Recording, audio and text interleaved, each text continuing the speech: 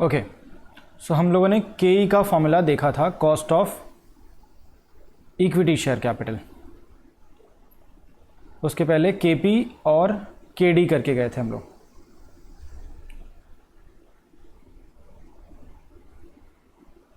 ये रहा।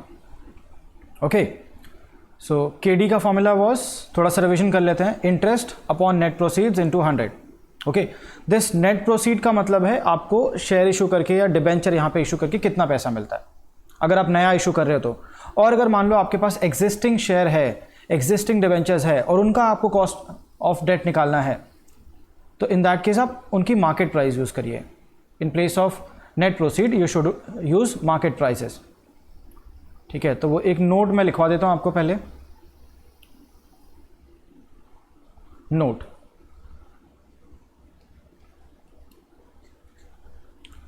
If cost of existing debt और इक्विटी is being calculated, किसकी कॉस्ट निकाल रहे हैं हम? एग्जिस्टिंग इक्विटी शेयर या डेट की कॉस्ट निकाल रहे हैं। Then market value should be considered as against net proceeds. तो नेट प्रोसीड आपको दिया ही नहीं होगा। देखो, नेट प्रोसीड का सवाल ही नहीं उठता, बिकॉज आप शेयर या डिबेंचर इशू ही नहीं कर रहे हो, पहले से इशू हो चुका है, तो अब कोई प्रोसीड नहीं आने वाला आपके पास। अब जो उसकी मार्केट वैल्यू चल रही है उसी को लेके आप कैलकुलेशन करिए। ओके, चलिए, एक और कॉन्सेप्ट आने वाला है and that is flotation cost. Flotation cost, flotation cost is basically expenses or cost related to issue of shares or debt. So shares issue करते वक्त या डिबेंचर्स इशू करते वक्त आपको कुछ खर्चे करने पड़ेंगे जो शायद आप के लिए कंपलसरी होगा। मे बी प्रोस्पेक्टस इशू करना है, बैंकर्स को रखना है आपको, तो ये कुछ सारे खर्चे होंगे आपके which are related to your issue. ठीक है, जिसे हम फ्लोटेशन कॉस्ट बोलते हैं। फ्लोटेशन मतलब शेयर्स को मार्केट में लेके आना है, डिबेंचर्स को मार्केट में लेके आना है। ओके, फ्लोट कराना है उनको मार्केट में। सो अगर मार्केट में डिबेंचर्स को फ्लोट कराना है, उतारना है, या शेयर को उतारना है, तो उसके लिए कुछ खर्चा करना पड़ेगा, दैट इज फ्लोटेशन कॉस्ट। अब इसका ट्रीटमेंट क्या होगा? देखो, ये पैसे आपके पास आए ही नहीं। मान लो आपने शेयर इशू किया 100 रुपये में, बट उसमें से 5 रुपये जो है फ्लोटेशन के नाम पे खर्च हो गए, तो आपके पास कितने पैसे आए? सिर्फ 95। So your net proceed is only 95। So while calculating net proceed आपको ये इशू प्राइस में से डिडक्ट कर देना है। So net proceed is equal to the issue price of debentures, जितने में आप इशू कर रहे हो पब्लिक को, और the share minus flotation cost. इसका ये काम है, बिकॉज क्योंकि आप तक ये पैसे आए ही नहीं, आप इसको यूज़ ही नहीं कर रहे हो, सो आप इसको कैलकुलेशन पर्पस में नहीं ले सकते।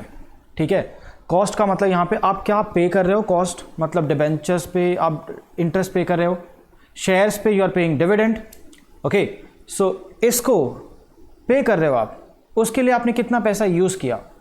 सो हमेशा जब आप कॉस्ट ऑफ डेट या इक्विटी निकाल रहे हो तो उसका फॉर्मूला सिंपल सा है, न्यूमरेटर में आपको क्या पेमेंट करना पड़ रहा है, डिनोमिनेटर में डिवाइडेड बाय आप कितने पैसे यूज कर रहे हो जिसके लिए आपको पेमेंट करना पड़ रहा है।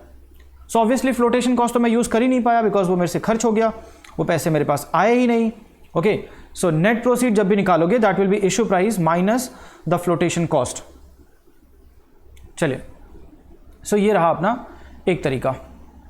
अब के निकालने का, जो हम लोग के में चल रहे थे, कॉस्ट ऑफ इक्विटी में चल रहे थे, जिसमें हम लोगों ने देखा अगर कांस्टेंट डिविडेंड है तो एक तरीका है, अगर डिविडेंड ग्रो कर रहा है हर साल तो एक दूसरा तरीका है, एक और तरीका है के निकालने का, और जो कि काफ़ी इंटरेस्टिंग तरीका है, बहुत अच्छा तरीका है,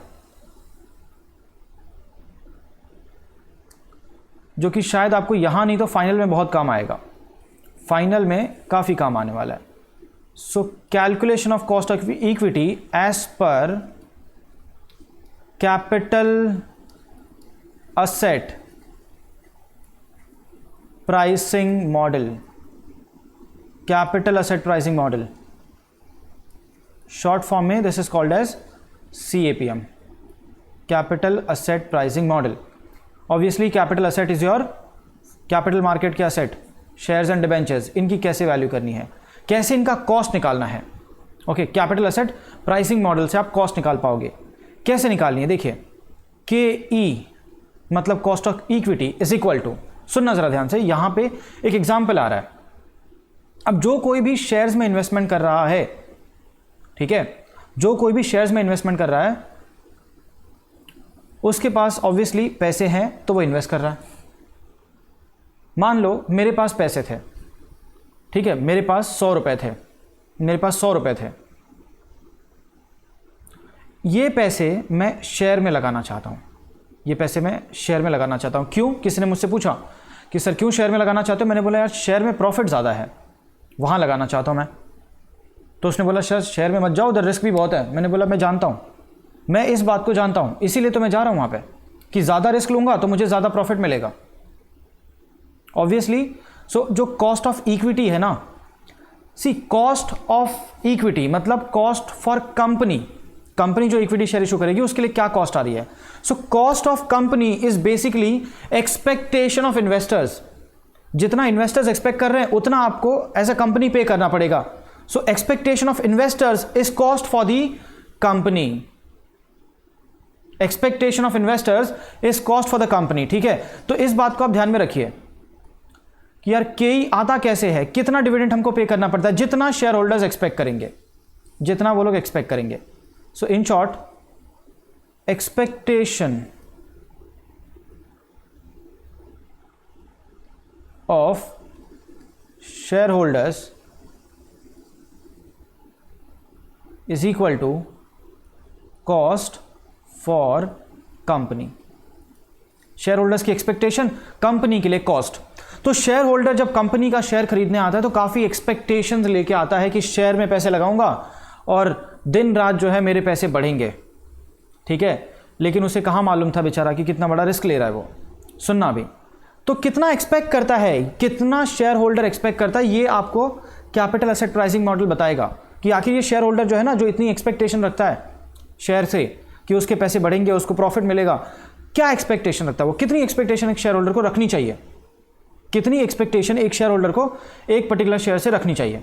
सुनना मेरी बात को. सो एक ये कोई शेयर होल्डर है,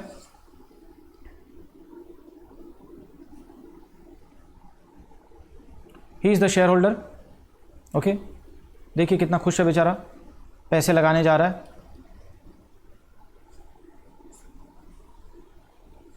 कितने पैसे लेके आ रहा है, मान लो इसके पास 1000 रुपए हैं. 1000 रुपए, 1000 रुपए से ये इन्वेस्टमेंट शुरू करना चाहता है और ये शेयर लेना चाहता है. ठीक है, गया ये शेयर में. अब ये सोच रहा है कि इस शेयर से मुझे कितना प्रॉफिट आना चाहिए, कम से कम शेयर में पैसे लगा तो रहा हूं, लेकिन ये शेयर मुझे कितना प्रॉफिट देना चाहिए, कितना प्रॉफिट ये शेयर से उसे मिलना चाहिए. तो इसने थोड़ा सा सोचा और इसने ये सोचा कि यार ये 1000 रुपीज़ ना, अगर ये शेयर में लगाने की जगह मान लो कहीं बैंक में FD वगैरह करवा देता, या गवर्नमेंट सिक्योरिटीज़ में इन्वेस्ट कर देता, या किसी कंपनी के बॉन्ड में इन्वेस्ट कर देता जहां रिस्क नहीं है, तो इसको कम से कम 8% प्रॉफिट रिटर्न आता. 1000 रुपए लगा के 8% मतलब 80 रुपए तो हर साल के मिलते इसको. इस बात का इसको प्रॉपर नॉलेज है. सो इसे रिस्क फ्री मतलब बिना रिस्क लिए गवर्नमेंट सिक्योरिटीज या बॉन्ड्स वगैरह में अगर ये इन्वेस्ट कर दे तो इसे कितने पैसे मिल जाएंगे, इसे 8% रिटर्न तो पूरे साल में मिल ही जाएगा. लेकिन नहीं, इसको भाई साहब को 8% से सेटिस्फैक्शन नहीं आती, इसको और प्रॉफिट चाहिए और रिटर्न चाहिए. तो इसे किसी ने बताया कि आप शेयर में क्यों नहीं खेल लेते, फिर रातों रात करोड़पति बन जाओगे आप. इसने बोला यार ये तो अच्छी स्कीम है, चलते हैं शेयर में. गया ये शेयर में. ठीक है, इसे मालूम है कि शेयर मार्केट रिस्की ज़रूर है, बट रिस्क लेने को ये आदमी तैयार है, ठीक है, बहुत बड़ा जिगर है इसका। सो ये गया रिस्क लेने मार्केट में, ओके, और शेयर मार्केट में इसने जाते ही एक कंपनी के शेयर उठाए, and name of the company is Tata Motors. Tata Motors के इसने शेयर उठा लिए, टाटा मोटर्स शेयर, मान लो 1,000 रुपये में बिक रहा है एक शेयर, इसने 1,000 रुपये का वो शेयर उठाने का सोच लिया है कि बस 1,000 रुपये मेरे पास है और ये शेयर भी बिल्कुल 1,000 में आ रहा है, तो अच्छा मौका है, ले लेते हैं, ठीक है। चलिए मुझे ज़रा बोलो, अगर टाटा मोटर्स के शेयर से इसे लगता है कि 8% प्रॉफिट आएगा, सिर्फ 8% प्रॉफिट आएगा, तो क्या ये शेयर में इन्वेस्ट करेगा? नहीं करना चाहिए यार। आप 8% प्रॉफिट तो बिना कोई रिस्क लिए बॉन्ड से या गवर्नमेंट सिक्योरिटी से या बैंक एफडी से कमा सकते थे। सो वही 8% प्रॉफिट कमाने के लिए आप टाटा मोटर्स में जाओगे, जो कि शेयर का प्राइस गिर भी सकता है, ऐसा तो नहीं होना चाहिए, नहीं होगा। अगर कोई शेयर में इन्वेस्टमेंट कर रहा है ना, तो उसे कम से कम 8% से ज़्यादा ही पैसे चाहिए। 8% तो बिना रिस्क लिए भी कमा सकता था, यहाँ तो वो रिस्क ले रहा है, और आपने थियरी सुनी है, higher the risk higher the return. तो जब ये रिस्क ले रहा है तो इसे रिटर्न भी आना चाहिए, ठीक है। तो ये शेयर मार्केट में गया, ये गया शेयर मार्केट में, और शेयर मार्केट में जाके इसने टाटा मोटर्स के शेयर खरीदे। अब इसको मालूम है कि मुझे 8% प्रॉफिट नहीं चाहिए, मुझे ज़्यादा प्रॉफिट चाहिए, मुझे ज़्यादा प्रॉफिट चाहिए। तो चलिए मैं बता देता हूँ, शेयर मार्केट जो है ना, share market, return from stock market और share market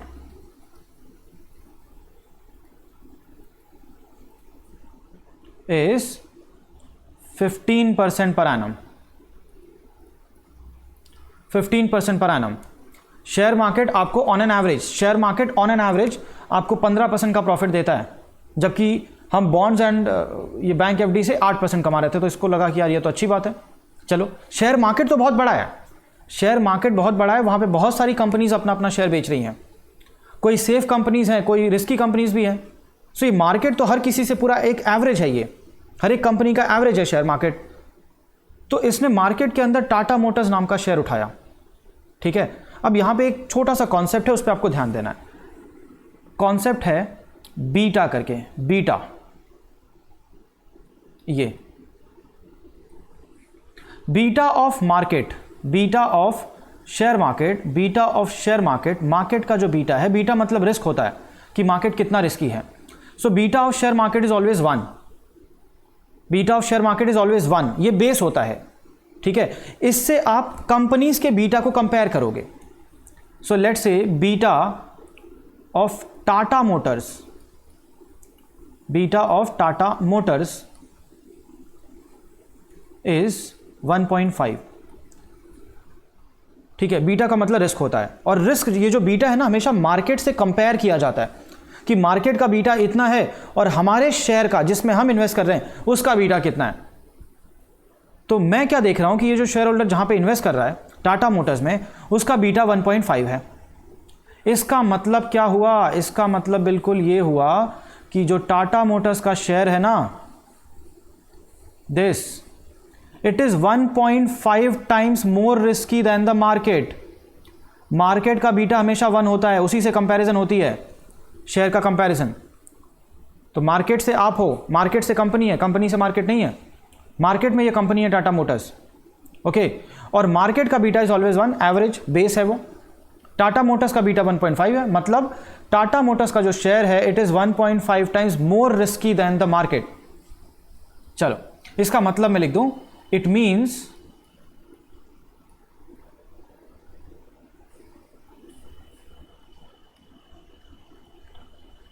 Tata Motors is 1.5 times more risky than the market. Tata Motors market के कंपैरिजन में 1.5 टाइम्स ज़्यादा रिस्की है। सो ऑब्वियसली अगर ये मार्केट से 1.5 टाइम्स ज़्यादा रिस्की है और मैं इस शेयर में इन्वेस्ट कर रहा हूँ, मैं जानबूझ के रिस्की शेयर ले रहा हूँ ताकि मुझे रिटर्न भी ज़्यादा आए, तो मैं एक्सपेक्टेशन भी हाई रखूंगा कि टाटा मोटर्स का शेयर बढ़ेगा, इससे मुझे प्रॉफिट होगा, इसीलिए तो मैं इन्वेस्ट कर रहा हूँ यहाँ पे। ठीक है, कितना बढ़ेगा, आप जरा ध्यान से सुनना। ये मार्केट आपको कितना एक्स्ट्रा रिटर्न दे रहा है, मार्केट आपको क्या प्रीमियम दे रहा है, उसकी बात सुनो जरा। मार्केट में आप जाओगे तो आप कितना कमाओगे। देखो, अगर मैं शेयर्स में इन्वेस्ट ना करके बॉन्ड्स वगैरह में इन्वेस्ट करता तो 8% कमाता, और यही पैसे अगर मैं मार्केट में लगा दूं तो मैं 15% कमा रहा हूं। तो मार्केट मुझे कितना दे रहा है, ध्यान देना, मार्केट आपको कितना प्रॉफिट दे रहा है, 15% दे रहा है ना। लेकिन सुनो, 15 में से यार 8% तो यू आर अर्निंग एनीवेज, 8% तो you could have earn from bonds also, FD also. तो इन शॉर्ट 8% तो आप कहीं से भी कमा सकते थे। अगर आपका रिटर्न 8% से बढ़ के 15% हो गया मार्केट में जाने की वजह से, सो मार्केट आपको कितना दे रहा है, मार्केट आपको 7% और दे रहा है, मार्केट आपको 7% एक्स्ट्रा रिटर्न दे रहा है। Market is giving you 7% extra return, ठीक है। ऐसा मत बोलना मार्केट आपको 15 दे रहा है, नहीं नहीं नहीं, 15 में से 8 तो मैं कहीं से भी कमा सकता हूं बिना रिस्क लिए। तो मार्केट से अगर मैं 15 कमा रहा हूं, इसका मतलब 7% और कमा रहा हूं। मार्केट का रिटर्न आपका 7% है। Market is giving you a premium of 7%। सुनो जरा, सो मार्केट से आपको रिस्क लेने की वजह से कितना एक्स्ट्रा पैसा मिला, that is called as risk premium. Risk premium का मतलब होता है extra return generated, premium return generated by taking the risk. So market में आप जाओगे तो आपको कितना रिस्क प्रीमियम मिलेगा। मार्केट का बीटा जो है वो 1 है, मार्केट का बीटा इज 1। तो अगर आप 1 का रिस्क ले रहे हो तो आपको 7% का प्रीमियम मिलेगा। सो अगर मैं 1 की जगह पे टाटा मोटर्स में इन्वेस्ट करूं जिसका बीटा 1.5 है, 1.5 गुना ज़्यादा रिस्की है, तो मुझे रिटर्न कितना मिलना चाहिए, 1 पे 7%, तो 1.5 पे 10.5% का मुझे प्रीमियम मिलना चाहिए, ठीक है। 8 तो मैं एनीवेज कमा रहा था, प्लस 10.5% मुझे और चाहिए। In short, returns expected return from Tata Motors,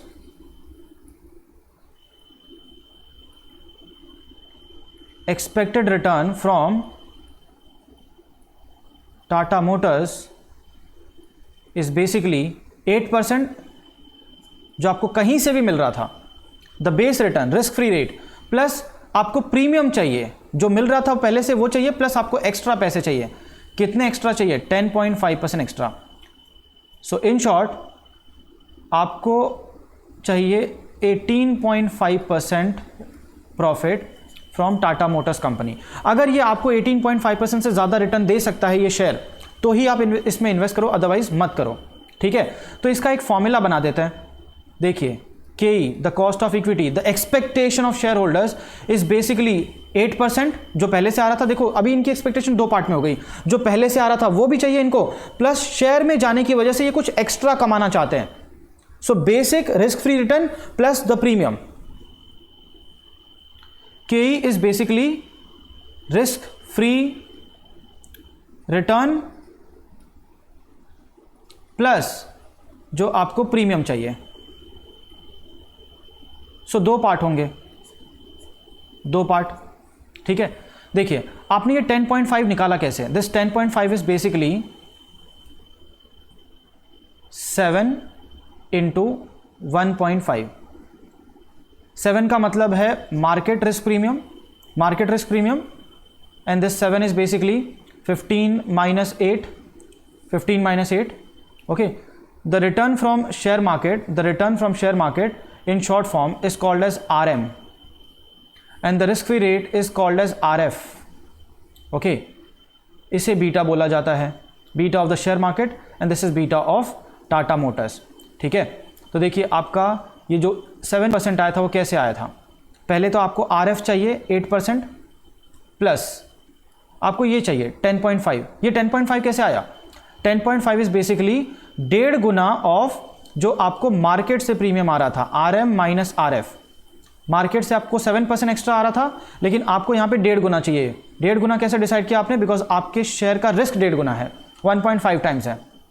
so in short the formula as per CAPM of calculating cost of equity is the shareholder wants risk free rate which he was already getting from somewhere else plus उसको चाहिए premium.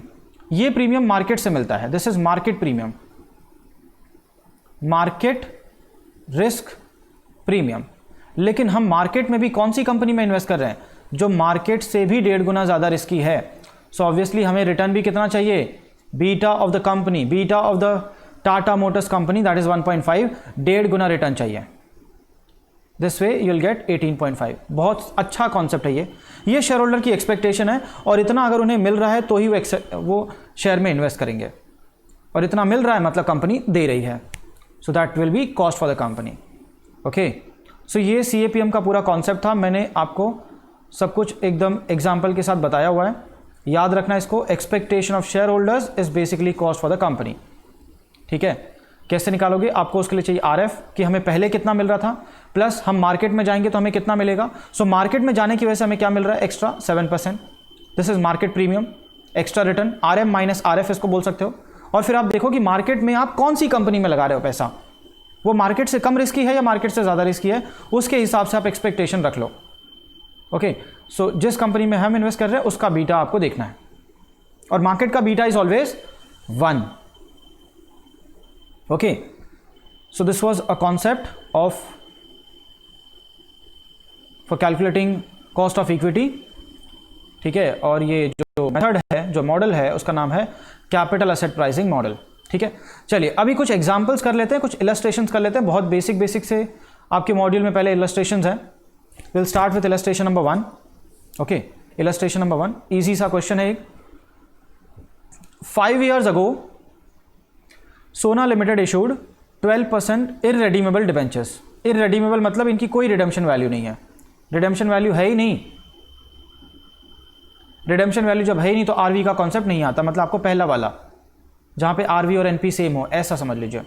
Okay, और यहाँ पे मैंने जो लिखा कि RV और NP सेम है, इसमें आप ये भी बोल सकते हो कि दीज आर इररेडीमेबल, या फिर या तो RV NP सेम है या फिर दे आर इररेडीमेबल।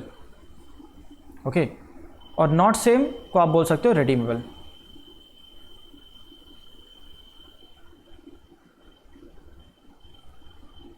सो ये मैं रिप्लेस कर दे रहा हूं यहां पे।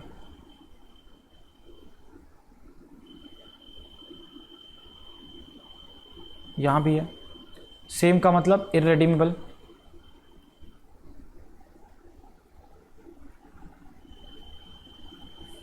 और नॉट सेम मतलब रेडीमेबल। रेडीमेबल मतलब आपको रिटर्न करना पड़ेगा, और इररेडीमेबल मतलब इनके पैसे रिटर्न करने की ज़रूरत नहीं है, बस आप लाइफ टाइम जो है इनको लाइफ टाइम, हाँ अगर आप रिटर्न नहीं करोगे तो आपको लाइफ टाइम इनको इंटरेस्ट या डिविडेंड देते रहना पड़ेगा। चलिए इलस्ट्रेशन नंबर 1। सो हमने कुछ साल पहले, 5 साल पहले 12% डिबेंचर्स इशू किए थे 103 पे, 103 रुपये पे। This is your net proceed. 103 पे आपने इशू किया at ₹3 premium to their par value of ₹100। So face value, par value is face value is 100। हमने इशू किया 3 रुपये एक्स्ट्रा लेके 103 पे, and the current market price of these debentures is ₹94। Current market price is ₹94। सो देखिए आपको यहाँ पे net proceed भी देके रखा हुआ है, प्लस मार्केट प्राइस भी देके रखा हुआ है। Net proceed and market price कि हमने जब इशू किया था तो हमें नेट कितने पैसे मिले थे इससे? 103 रुपये, लेकिन अब इसकी वैल्यू क्या चल रही है? 94 रुपीज़ मार्केट प्राइस। सो अगर NP और मार्केट प्राइस दोनों दिया रहे तो हम क्या लेंगे? डिपेंड करता है कि ये एग्जिस्टिंग डिबेंचर्स हैं या फिर न्यूली इशूड है, नए इशू है। तो अगर आप देखोगे यहाँ पे ऐसा लिखा हुआ है कि ये 5 साल पहले ही इशू हो चुके थे, 5 साल पहले इशू हो चुके हैं, मतलब दीज आर एग्जिस्टिंग डिबेंचर्स। और अगर एग्जिस्टिंग है तो भैया नेट प्रोसीड अब नहीं आने वाला, ये पुरानी बात हो चुकी है, अब आपको सिर्फ मार्केट प्राइस लेना है। Okay, and the current market price of this debenture is ₹94। Company has a tax rate of 35%। You are required to calculate its current cost of debentures. मतलब आप नेट प्रोसीड की बात भूल जाओ, नेट प्रोसीड तो बहुत पहले आया था, आज उसकी वैल्यू जो है वो 94 है। So in that case formula क्या होता है अपना KD का? KD का formula is interest 1 - T upon the net proceed. यहां पे मार्केट प्राइस लेना है ओके और लास्ट में आप परसेंटेज निकालना चाहते हो तो इंटू 100 कर दो। चलो इंटरेस्ट कैसे आएगा? Interest is always paid on face value, so 100 rupees का face value, 12% is the rate of interest, 100 का 12% इज 12। चलो इंटरेस्ट का अमाउंट निकाल लेते हैं। Interest is 100 into 12%, that is 12 rupees. So 12, tax rate is 35%, that will become 0.35. The current market value is 94 into 100. Multiply करो and get the answer. Multiply करो and get the answer. 12 into 1 minus 0.35. So 1 minus 0.35 पहले कर लो. This will be 0.65 into 12 divide by 94 into 100. ये आ रहा है 8.2978, तो आप इसको 8.29 या 8.30 कर सकते हो। 8.30%, दैट्स इट, 8.30%। ठीक है, बहुत सिंपल सा क्वेश्चन था, एग्जाम में आने के चांसेस बिल्कुल ना के बराबर हैं, तो अभी कर लो, इसको एग्जाम टाइम पे करने की ज़रूरत नहीं है। मैंने इसे इजी मार्क कर दिया, मतलब आप एग्जाम टाइम पे ये नहीं देखोगे। आप भी इजी मार्क करो, एग्जाम टाइम पे नहीं देखना है।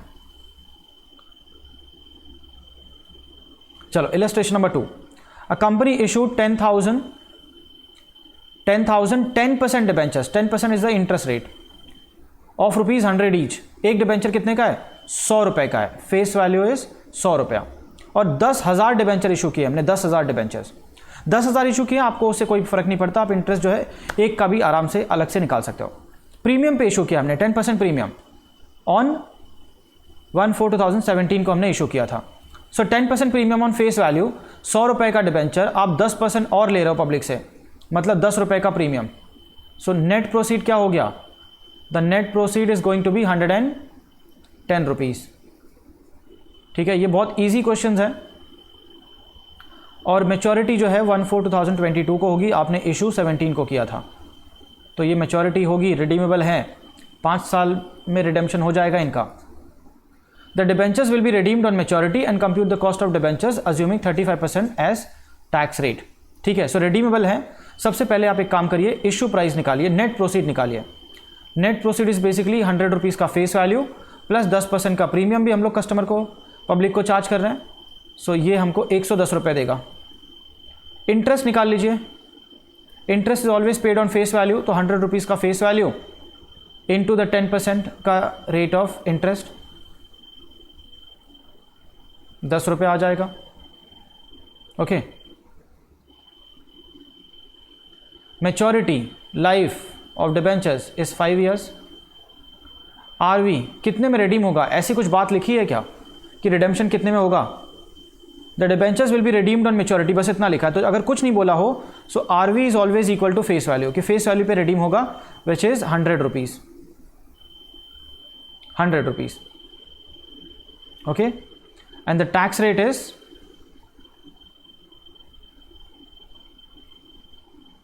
35%, which can be written as 0.35। Okay, so ये हो गया अपना पूरा का पूरा क्वेश्चन का हमने पोस्टमार्टम कर लिया। अभी आ जाइए, फॉर्मूला लगा देते हैं, देख लीजिए।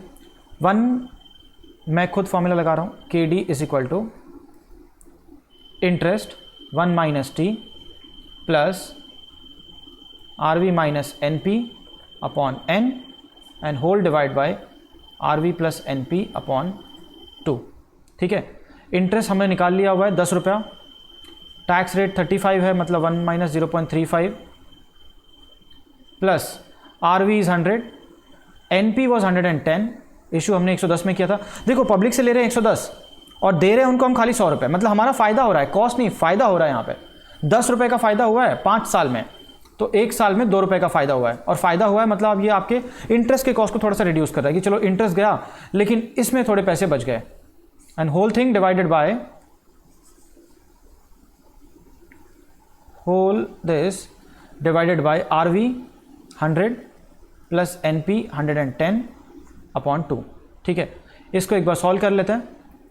सो this will be 6.5 minus, see 100 minus 110 will be minus 10, minus 10 upon the life is actually 5 years, 5 साल की लाइफ है, So minus 10 upon 5 is minus 2, divide by 105 into 100. Okay, solve this. 6.5 minus 2, 6.5 minus 2 is 4.5, divide by 105 into 100 is basically 4.285, मतलब 4.929 भी लिख सकते हो या 4.28 ही लिख दो, कोई फ़र्क नहीं पड़ता. So KD is equal to 4.28%. Okay, this way we are going to calculate cost of debt. Next question. Illustration number 3. A company issued 10,000 10% debentures of rupees 100 each at par on 1/4/2012 to be matured on 1/4/2022. मतलब कितने साल हो गए? कितने साल हो गए? 10 साल. The life is 10 years. Okay. Face value जो है ऑफ रुपीज़ 100 मतलब 100 रुपये का डिबेंचर है. 10% जो है इसका इंटरेस्ट रेट है which will be paid on face value. The company wants to know the cost of its existing debt. Existing debt है ये. एग्जिस्टिंग मतलब आपको मार्केट प्राइस लेनी है ऑन 1/4/2017 जब 5 साल ऑलरेडी निकल चुके हैं. When the market price is 80. So NP की जगह पे आप मार्केट प्राइस लोगे and compute the cost of existing debentures assuming 35% as tax rate. So पिछले क्वेश्चन में और इस क्वेश्चन में इतना ही चेंज है कि आपको वहाँ पे फेस वैल्यू जो नेट प्रोसीड था वो 110 रुपये था. यहाँ पे नेट प्रोसीड नहीं, यहाँ पे 5 साल पुराने डिबेंचर की बात हो रही है. एग्जिस्टिंग है ये, न्यू नहीं है. तो अगर ये एग्जिस्टिंग है तो आप इसको मार्केट प्राइस लोगे, एनपी की जगह मार्केट प्राइस लोगे. Okay, so the formula will become interest 100 रुपये पे 10%, दैट इज 10. सो मैं सीधा सीधा सॉल्व कर देता हूँ. 10 1 minus 0.35 plus the R V is 100. Face value पे ही इशू रिडीम करेंगे. कुछ नहीं बोला रिडेम्पशन कितने पे होगा, तो फेस वैल्यू पे होगा 100 पे. और आज के दिन MP market price net proceed की जगह वो लेना है 80 है. सो 80 रुपीज़ का डिबेंचर आज के दिन है और हम पे करने वाले हैं कहीं ना कहीं हम कितना पे करने वाले हैं डिबेंचर होल्डर्स को? 100 रुपये देने वाला है. और ये 10 साल में हमारा 20 रुपये का नुकसान हो रहा है. Whole thing divide by 100 plus 80 upon 2. Okay, चलो कैलकुलेट कर लो. 6.5 plus this is 20 upon 10, 2 divide by 90 into 100. So 8.5 upon 90 into 100. 8.5 upon 90 into 100.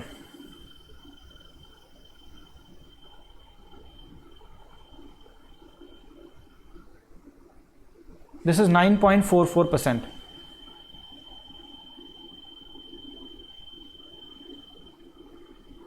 9.44%.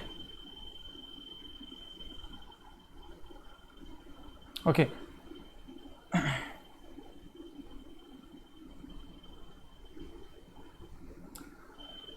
देखो ये लोग 5 साल ले रहे हैं, लेकिन अपने को 5 साल नहीं लेना, अपने को 10 साल ही लेना है.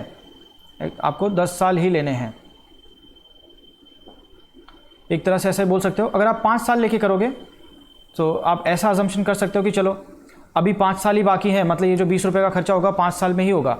लेकिन कहीं ना कहीं ये थोड़ा सा इररिलेवेंट हो गया, बिकॉज आपने शेयर इशू किया था 2012 में और आप इसको रिडीम करोगे 2022 में, बराबर. ओके, सो इस पीरियड में कहीं ना कहीं आपके 20 रुपये एक्स्ट्रा जाने वाले हैं.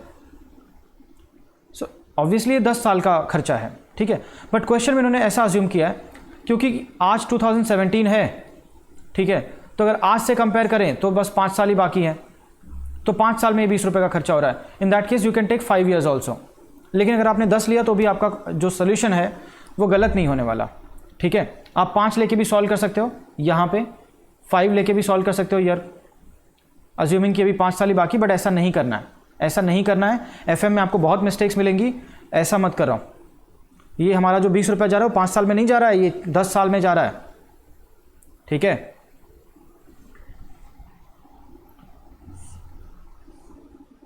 सो एफएम के मॉड्यूल में ऐसी आपको मिस्टेक्स मिलती रहेंगी, आप यूज टू हो जाओगे इसके.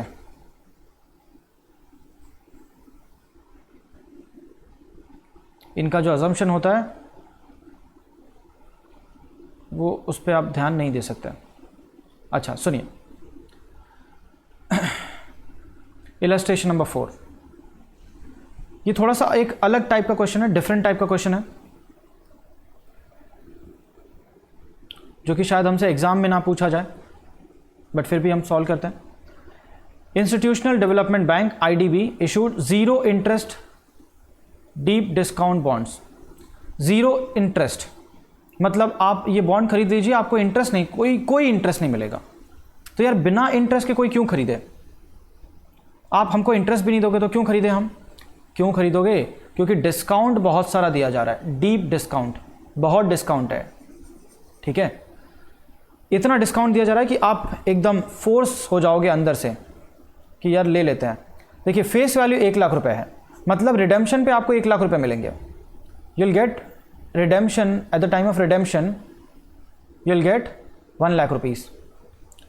और अगर आप ध्यान दो तो ये कंपनी इशू कितने में कर रही है? इशूड एट ओनली 2500, 97,500 का डिस्काउंट, 97.5% डिस्काउंट, 97.5% डिस्काउंट। अगर इतना डिस्काउंट किसी चीज़ में मिले तो हम बेसिकली खरीदेंगे तो ज़रूर खरीद लेंगे उसको, इतना डिस्काउंट मिल रहा है। बट सुनो ज़रा,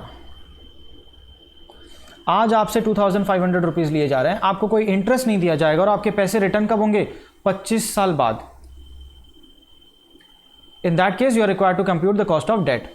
there is no corporate tax, tax की बात नहीं करनी है, ठीक है। सो इस क्वेश्चन में ना यहाँ पे हम जो ऊपर फॉर्मूला लगा रहे थे वो शायद काम नहीं करे। क्यों काम नहीं करे? बिकॉज यहाँ पे आरवी और एनपी में बहुत डिफरेंस है। एनपी इज 2500 और आरवी कहाँ 1 लाख रुपया है, बहुत ज़्यादा डिफरेंस है। ओके तो हम फॉर्मूला भी करेंगे, पहले जो एक दूसरा मेथड है वो ट्राई करते हैं, ठीक है। दूसरा मेथड क्या है वो देखना। पहले ये देखो आप कि आपका जो कैपिटल था, जो आपकी रिडेम्पशन वैल्यू है वो 1 लाख रुपए है और आपको जो नेट प्रोसीड आपने जो लगाया या कंपनी को जो मिला वो 2500। सो कितना टाइम्स रिटर्न आ रहा है? 40 टाइम्स रिटर्न आ रहा है, 40 टाइम्स प्रॉफिट आ रहा है। कितना गुना प्रॉफिट आ रहा है? 40 गुना रिटर्न आ रहा है, ठीक है। सो ये 40 गुना रिटर्न जो है ना वो आपको देखना पड़ेगा कितना है ना। 40 गुना रिटर्न जो है वो मुझे अगर 25 साल में 40 गुना रिटर्न आ रहा है तो मैं एवरी ईयर कितना कमा रहा हूँ, या फिर कंपनी जो है अगर 40 टाइम्स एक्स्ट्रा पे कर रही है तो एवरी ईयर उसका क्या खर्चा हो रहा है वो आपको देखना है, ठीक है। सो यहाँ पे हमने एक कॉन्सेप्ट देखा था, calculation of future value of money, future value of money. So आपको ये देखना है कि कितने साल में आपके पैसे जो है ना, कितने साल में आपके पैसे 2500 रुपये 1 लाख रुपए हो सकते हैं। कितने साल में आपके पैसे ये जो 2.5 लाख हैं वो तो दिया हुआ है, 25 ईयर्स में हो सकते हैं, ऑब्वियसली 25 ईयर्स में हो सकते हैं, बट कितना रेट ऑफ रिटर्न होगा, किस रेट ऑफ रिटर्न से आप प्रॉफिट अर्न करोगे कि आपके ये 2.5 लाख रुपए जो है 2500 रुपये 1 लाख हो जाए, 1 लाख हो जाए, ठीक है। ये एक कॉन्सेप्ट है। सो यहाँ पे आप कुछ कर नहीं सकते बिकॉज यहाँ पे आपको रेट ऑफ रिटर्न मालूम ही नहीं है। सो आप सिर्फ ट्रायल एंड एरर कर सकते हो। In this case only thing that you can do is trial and error. Try करके देखो कि इतने % पे हो रहा है या नहीं हो रहा है। जैसे इन्होंने क्वेश्चन में ट्राई किया, मैं आपको एक्सप्लेन करता हूँ क्वेश्चन में कैसे ट्राई किया। इन्होंने देखो 40 टाइम्स निकाला कि पैसे हमारे 40 गुना हो रहे हैं। सो एक बार इन्होंने 15% रिटर्न लेके देखा है, 1.15, 15 मतलब 1 + r⁻n। सो r को एक बार आप 15% लेके देखो और 25 बार इक्वल टू प्रेस करना पड़ेगा आपको, मतलब 1.15 into 24 times equal to press करना पड़ेगा आपको, 24 times, then you will get this value. But ये 32.919 ही है, मतलब अगर मुझे 15% रिटर्न मिल रहा होगा तो ये पैसा 40 गुना नहीं हो सकता, खाली 32 टाइम्स हो सकता है। मतलब ये हमारा 1 रुपया जो है ना, ये 1 रुपया बढ़ के 32.919 हो जाएगा, बस 40 रुपये नहीं होगा। सो 1 रुपया 40 रुपये 15% पे तो नहीं हो रहा। चलो मैं 16 लेके देखता हूँ, मतलब 1.16 और 25 ईयर्स। सो आप 1.16 इंटू इक्वल टू प्रेस करोगे, लेकिन प्लीज़ 1.16 का मतलब ये एक बार का 16 पैसा ऐड हो चुका है, तो आपको 24 टाइम्स ही करना है। सो आपको आंसर आ रहा है 40.874। मतलब ये जो बॉन्ड है ना, ये कंपनी को 15% से कम, हाँ 15% से ज़्यादा कॉस्ट दे रहा है, बट 16 से कम। अगर हम लोग 15% कॉस्ट की बात करेंगे तो सिर्फ 32 रुपीज़ का खर्चा होता है, लेकिन नहीं, कंपनी का तो 40 रुपये का खर्चा हो रहा है, मतलब 15 से ज़्यादा। तो 16 लेके देखते हैं, बट 16 से जाओगे तो 40.874 का खर्चा हो जाएगा, जबकि हमारा तो 40 ही हो रहा है। मतलब अपना जो कॉस्ट है ना, अपना जो कॉस्ट है, it is somewhere between 15 to 16%। 15 to 16% से अगर हम पैसे की वैल्यू बढ़ाएं, हर साल उतना इंटरेस्ट ऐड करें, तो ये 40 गुना हो जाता है 25 साल में। ठीक है, तो आपको क्या करना चाहिए, सुनो, आपको क्या क्या लेना चाहिए। देखो, जब आप 15% पे थे तो आपको कितना परसेंट रिटर्न आ रहा था, या कंपनी के पॉइंट ऑफ व्यू से बात करें तो कॉस्ट हो रहा था 32.919 रुपीज़ का कॉस्ट हो रहा था, और 16% पे किए हम लोग गए तो 40.874। ओके, कितने का डिफरेंस आया इसमें, कितने का डिफरेंस जो है वो क्रिएट हो रहा है, देखो ज़रा डिफरेंस। तो ये जो क्रिएट हो रहा है ना, ये जो डिफरेंस क्रिएट हो रहा है between 15% rate of return and 16% rate of return is 40.874 minus 32.919, it is 7.955।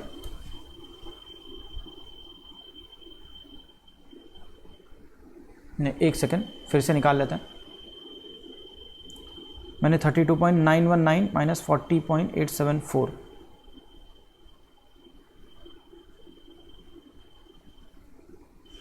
Yes, okay, कितने का डिफरेंस आया, 7.955, 7.955। लेकिन आप ज़रा ध्यान देना, आपको 7.955 नहीं डिफरेंस नहीं चाहिए था, आपको बस अपनी रेट को इतना बढ़ाना था कि आपका एग्जैक्ट जो कॉस्ट है वो 40 आ जाए। कितना आ जाए, 40 आ जाए। 32.919 से मुझे 40 एक्सीड नहीं करना था, मेरा कॉस्ट जो है अगर 40 आ जाता तो मतलब वो मुझे रेट मिल जाती। तो आप ये देखो कि 40 जाने तक कितना डिफरेंस आना चाहिए था, 40। आपको 32.911 से बढ़ा के अपना कॉस्ट 40 लेके जाना था, क्योंकि आपका 40 गुना खर्चा हो रहा है। तो यहाँ कितना डिफरेंस आ रहा है, यहाँ जो डिफरेंस आ रहा है दैट इज 7.081। ठीक है, सो अब आपको क्रॉस मल्टीप्लिकेशन करनी है और आपको जो आंसर है वो आ जाएगा। क्रॉस मल्टीप्लाई करो and you will get the answer. कैसे, जब मैं रेट को 1% से बढ़ाता हूं, जब मैं रेट को 1% से बढ़ाता हूं, 1 से बढ़ा देता हूं, तो हमारे कॉस्ट में कितने का डिफरेंस आया, कॉस्ट में देखो कितने का डिफरेंस आया, फ्यूचर वैल्यूज में कितने का डिफरेंस आया, 7.955 का। ठीक है, जबकि मुझे मेरा कॉस्ट सिर्फ 7.081 से ही बढ़ाना था, 7.081 से बढ़ाना था, ताकि मैं यहां से बढ़ के 15 के बाद कितना बढ़ाना था, 15 के बाद प्लस मुझे इतना और करना था, 15% प्लस मुझे इतना और करना था। तो कितना रेट को, अगर आप रेट को 1% से बढ़ाते हो, रेट को 1% से बढ़ाते हो तो आपकी कॉस्ट में इतना चेंज आता है, चेंज इन रेट और ये चेंज इन कॉस्ट। तो अगर आपको कॉस्ट में सिर्फ इतना ही चेंज करना था 32.919 के बाद और 40 पे जाना था, तो आपको रेट को कितना बढ़ाना चाहिए था, क्रॉस मल्टीप्लाई करो, रेट को कितना बढ़ाना चाहिए था। ठीक है, कर लेते हैं क्रॉस मल्टीप्लाई। 7.081